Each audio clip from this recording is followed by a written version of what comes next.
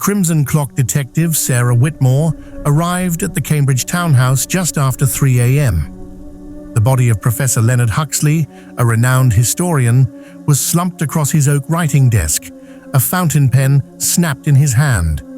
His pocket watch, famously inherited from his grandfather, lay shattered on the carpet, frozen at 2:17 a.m. Blood streaked the watch's glass.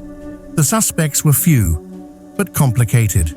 1. Clara Huxley, the professor's much younger wife, known for her expensive tastes and rumored affair.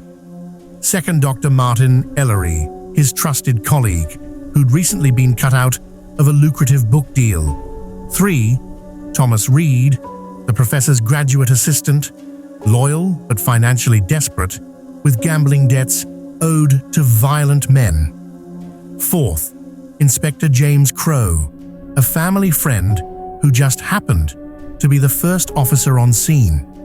The professor's study was immaculate, except for 3 oddities: a glass of brandy, untouched, a torn corner of sheet music wedged beneath the desk, and a faint smell of cigarette smoke, though Huxley never smoked.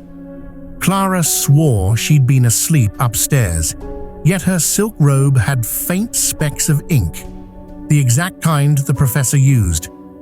Ellery claimed he was home grading papers, but neighbors reported hearing his car near the Huxley residence shortly after 2 a.m. Reed admitted he'd been in the study earlier that evening, but insisted Huxley had promised to help with his debts. He broke down crying, saying, "He was my only chance." Inspector Crowe was peculiar. He forgot to log the shattered pocket watch as evidence until Sarah pressed him. When asked why, he smirked. "Just a broken trinket." The autopsy deepened the puzzle. The professor wasn't stabbed or shot. He'd been poisoned. Cyanide slipped into his evening brandy, but the brandy was untouched. How did he ingest it? Sarah studied the torn sheet of music.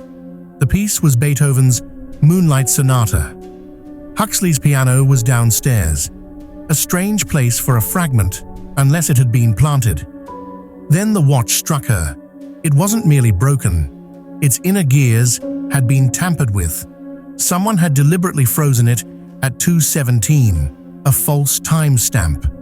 Why falsify the time of death? A breakthrough came when Sarah reread the professor's last lecture notes. Huxley had written, "Truth hides not in what is consumed, but in what is refused." The untouched brandy wasn't the method.